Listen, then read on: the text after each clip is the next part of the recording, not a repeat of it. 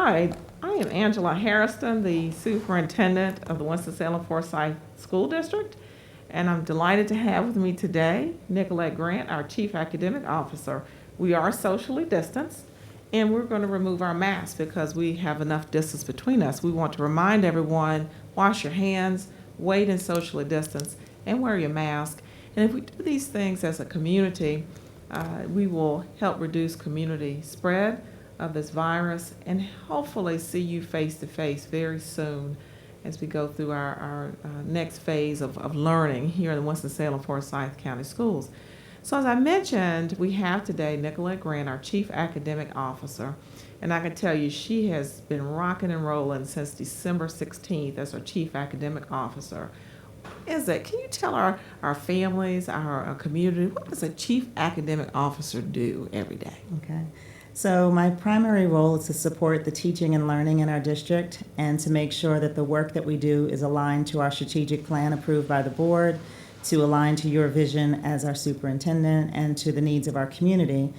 So we utilize data to make sure that we understand what our students and teachers need, and then we make sure that we provide the curriculum and the professional development for our teachers to be successful. And curriculum, we hear a lot about curriculum. What's involved in a curriculum? What is a curriculum? What does that do for us? Okay. So curriculum is a collection of instructional resources and tools that help us to teach the North Carolina standards to our students so that they have access to grade level standards and expectations. And so curriculum is a comprehensive term that includes our textbooks, it includes novels, it includes our digital resources, it also includes teacher-made materials, district-made materials. So it's all of the things that we use to help our students have access and be challenged to reach our grade level expectations set by our state. And that is great. And do you have help with that, or is it just you? Yes. Yeah. There's Okay. a huge team. So the instructional services team, which is amazing. We have about 230 members of our team. Wow. From content directors and language support and gifted support. But they have been doing such a tremendous, phenomenal job, especially over the last 6 months, to secure new textbooks for our students. So K-12, we Yes. have new textbook resources for That's ELA and math. They have been working on creating our new framework for teaching and learning. They have been securing digital resources. They have redesigned our instructional unit plans for our teachers so that it's comprehensive and it's aligned to the goals of our strategic plan around student ownership. But they have been working tirelessly to make sure that we have the resources for our teachers and for our students to be successful in this unusual start to the school year. And I can tell you, just personal interaction, they are really working hard. Amazing. And the work that they have been able to complete within a 6-month period of time, Yes. it takes most school districts 2 and 3 years. Yes, absolutely. So we are so appreciative, incredibly appreciative of you and, of course, your team. And as we talk about this curriculum and having resources together, we know that we're using Canvas to Yes. bring all of this to our families and our teachers. Can you share a little bit about Canvas, what's in Canvas, how do parents and students, and I'm going to use parents a lot because I know our parents are now our co-teachers Exactly. at home. How do they get access to this Canvas? All right. Well, first of all, thank you to our parents and families who are our co-teachers. Yes. This is a very challenging time for our country, for our district and education, and we thank our parents for everything that they're doing. Absolutely. We know that you didn't sign on for this when That's you right. sent your kids to school, but unfortunately in the environment we have, we Yes. need your help. We cannot do this alone. Your children Absolutely. need your help. So previously our district used lots of different platforms and ways of engaging students, and then of course we also had our students face-to-face. We have now moved as a district to Canvas, which is a one-stop shop. It is a learning management system in which our students log on and everything that they need to engage with their teachers is found or housed in this Canvas platform. And so through this Canvas platform, our students will be able to access the Teams and Microsoft Teams and Zoom link Right. for their live instruction or synchronous instruction. Our students will be able to find resources, text materials, our new textbooks. We have digital versions of our textbooks, and those are all through Canvas. So students can log into their Canvas course and they can get access to their middle school Envision math materials. So it's all on one platform. One platform, Parents aren't everything. dealing with multiple platforms. Correct. And so that'll be Okay. easier for our students, easier for our teachers as far as the support we provide them, and easier for our parents to go to Good. one stop for all of their children. This is the one place they need to go to. And you and your team, it's not like that material just appeared there. Not at all. Your team had to ensure it was in there in a aligned way so that people could understand.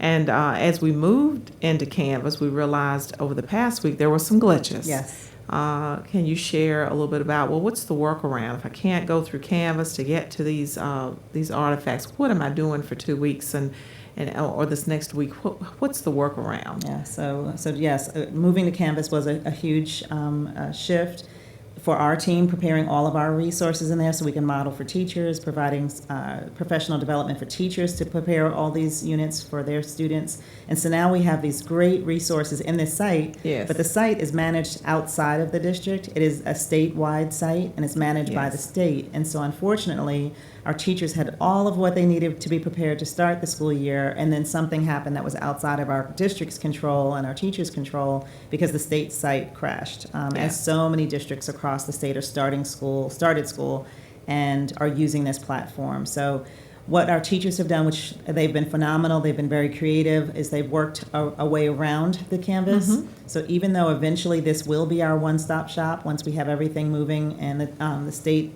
and the company has worked out the kinks, our teachers are emailing and calling families, and they're giving direct links through Teams or Zoom so they can still engage. And our teachers have always been flexible. So even if they were in the classroom and their Yes. Promethean board went out, the teachers will always Yes. adjust and find another way To around. That's what technology teachers do. glitches. They are Right. phenomenal, and they're creative and innovative and problem solvers. So in this digital environment, our teachers found a way around, and they sent the links directly to families so that students would not miss instruction because of That's something out of great. their control. And we thank our teachers for that Yes. and our families for their patience. And we did receive an email, a very kind email from our superintendent for the Department of Instruction, Mark Johnson, who indicated they were working with the vendor. So Yes. we do ask for patience and realize that everyone's trying to work to meet the needs of families. But you mentioned Microsoft Teams and Zoom. Over the summer, people would ask, well, Dr. Harrison, what are you doing? I said, well, if you only lived in my world, you would see that we were on calls from early in the morning until late at night, and not necessarily calls, but conference calls, Zoom and Microsoft Teams and Google Hangout. Those were tools that we used to connect all throughout the day. And there were many days that I could tell you we started so early and ended pretty late Yes. to plan for the return. And at the end of the day, I would look at my family and said, I'm all zoomed out. I just Absolutely. cannot look at another person. I cannot do another panel. I cannot look at another screen. Yes. So we know our children are going to probably experience the same thing. Yes. Can you give us some tips? Yes. So first of all, families, just know that we are not going to put your children through what we went through as adults trying to plan That I for put you this. all through. Yes, from 6:30 in the morning, we all went through together. Yes. But 6:30 in the morning, 7, 8 o'clock at night, we were all on screens and on Zoom meetings, emails, the phones are ringing. It was really intense, but we did the right work for our students and Yes, families. And exactly. we would spend that time really brainstorming and troubleshooting how do we reopen schools safely, whether it's in Plan B or Plan C. We use that time to collaborate with our teams to develop curriculum. So it was all good work that was necessary to make sure that we can start the school year as prepared as possible. But it was a lot, and so agreed. At the end of the day, my brain would be absolutely fried, and so I can commiserate with that. And we are not putting our children through the 12 plus hours that we did on computers. And so what we've done is develop some scheduled time for live instruction with our students, and we Yes. differentiated that by grade spans. And so families with students in grades K through 2, we're asking for about 25 minutes of live instruction with the teacher, where students will log on at a set time and engage in instruction, where the teacher will guide math, science, social studies, reading skills with the students for about 25 minutes. And then the students will log off, and we're asking students during that time to take a brain break, to move around, to step away from the computer, to do something else, to get something to eat, get a snack, restroom, Now, all of now, that. what if my child is just not the kind of child that will log in on time? What can I do as a parent to help them remember, brain break, take a break, do some activities, come back? What can I do to help? So last week, or the last, your first show, Open Book with Dr. Jerry Bruckner, he mentioned the ROSE Yes, yes. acronym, which was phenomenal. But that's exactly what we need our parents and who are our co-teachers or our learning coaches to help their students to do. So just like if students were in school, right now teachers would be setting up classroom routines for students, and they are doing that virtually.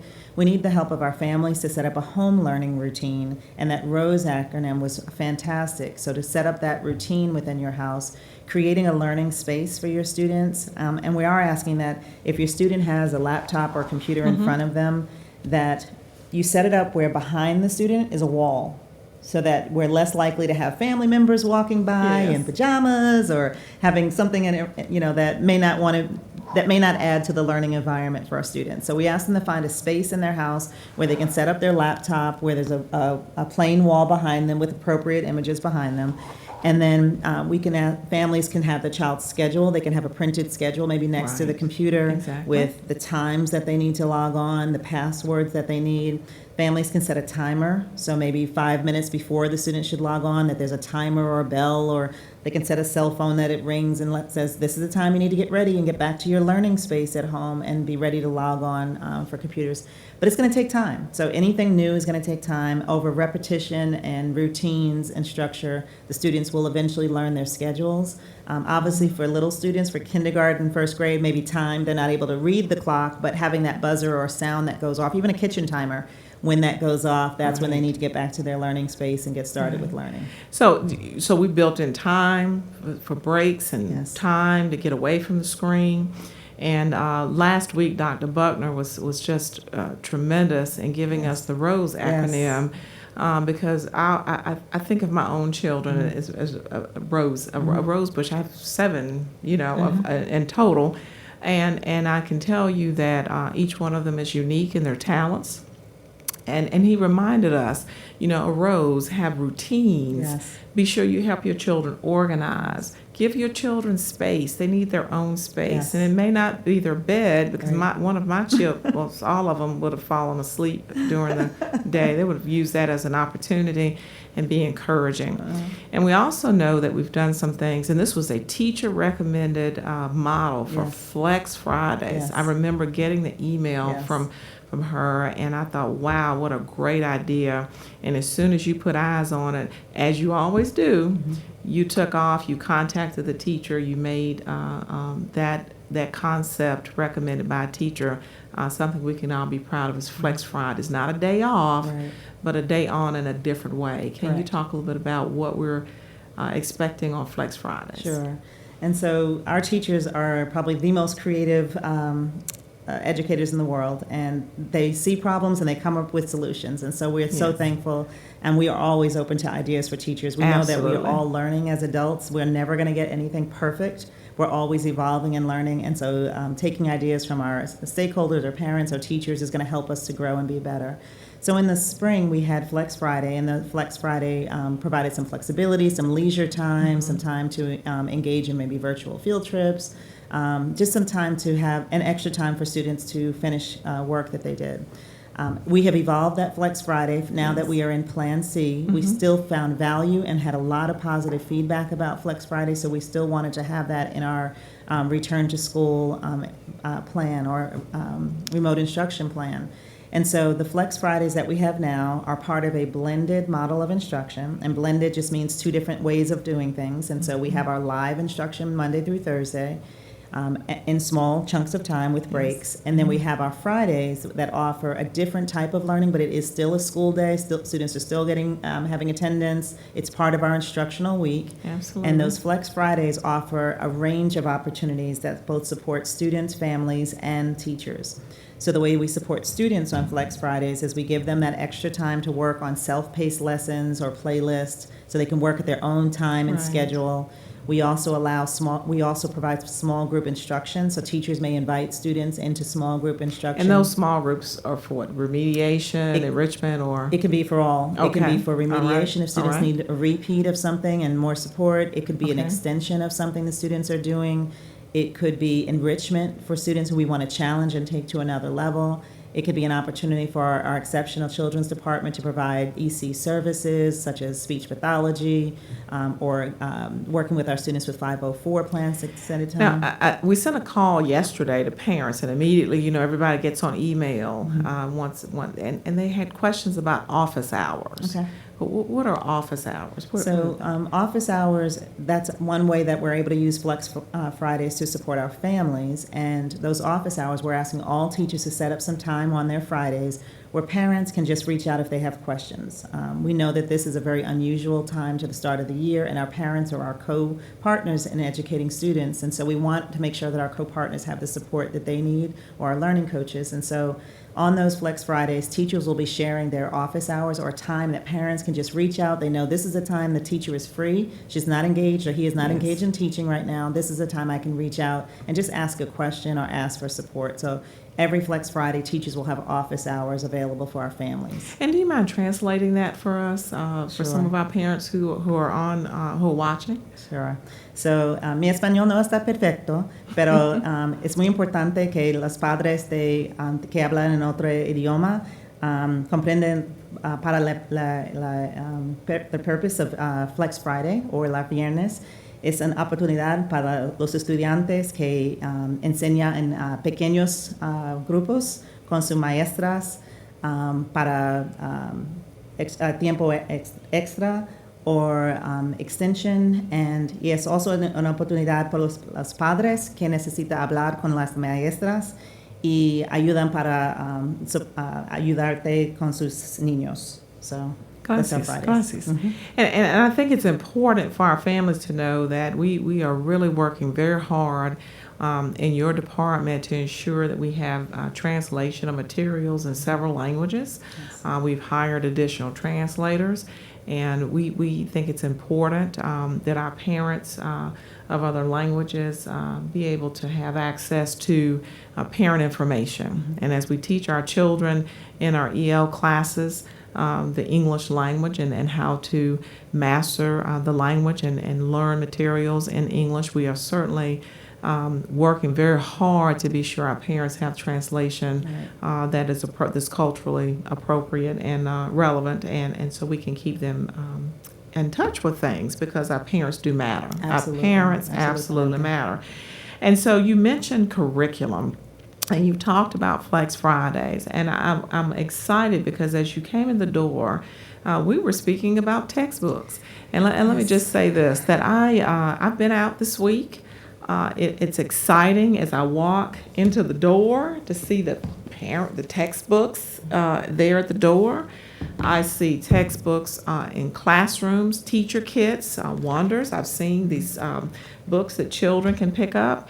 We certainly know we're not where we want to be, but we're getting closer there. In fact, we're about $5 million closer to getting to our desired state.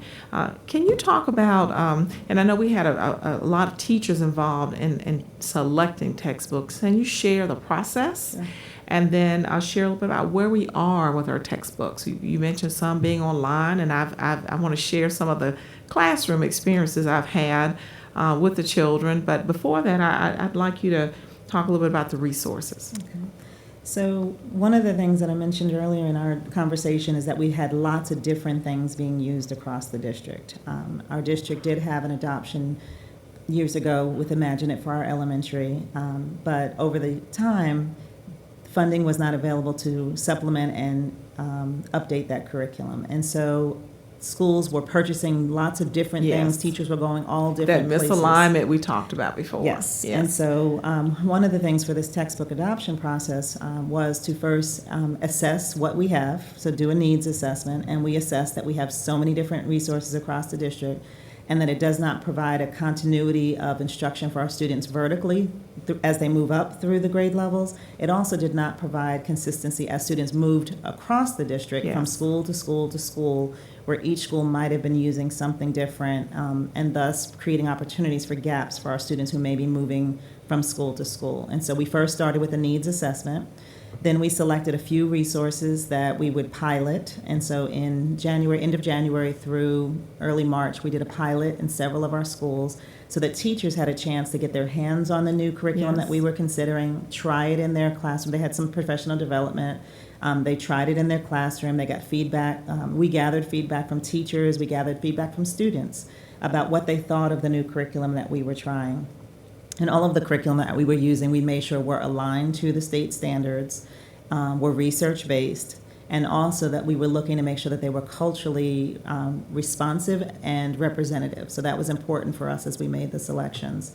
Once we narrowed down the feedback, we had a final textbook selection committee that then reviewed all of the feedback from all of the teachers who weighed in. And we had a follow-up meeting with the companies, asked questions. We made our final selection and presented it to our board for consideration. And I'm so excited that what we were able to buy was unanimously approved by our board. And so we do have new resources in elementary for literacy, ELA, which is the Wonders, or Maravillas, which is the Spanish version, which the Maravillas is in the dual language schools.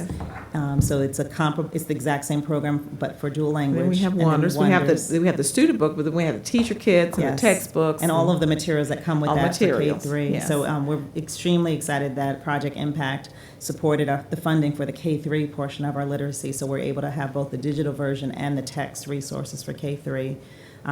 But our teachers have digital all the way K-12. We have access to digital ELA or math that we adopted in Vision for middle school, and we have resources for our high school ELA with interliterature, and we have several resources for high school math that are digital.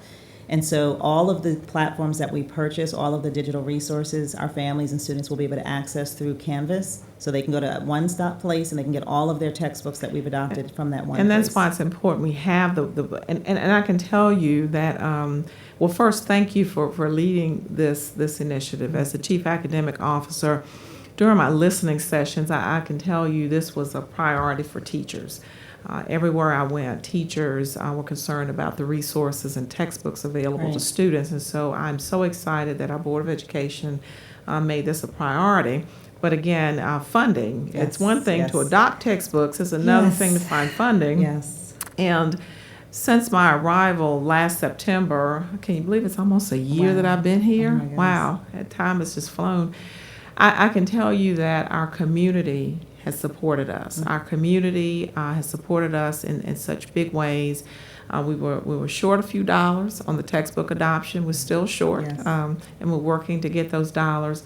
But Project Impact came through for us in a big way, and that's a group, an organization of our community corporate sponsors who come together behind literacy, pre-K, better pre-K, and getting our children to read on grade level, or having our children read on grade level before they leave third grade. We know those are critical years, and so we are so thankful that they saw fit and saw this as a priority for our children, and very excited about that continued support. But a long ways to go, and we'll be working on those initiatives. So I was excited to be out this week watching our virtual online learning.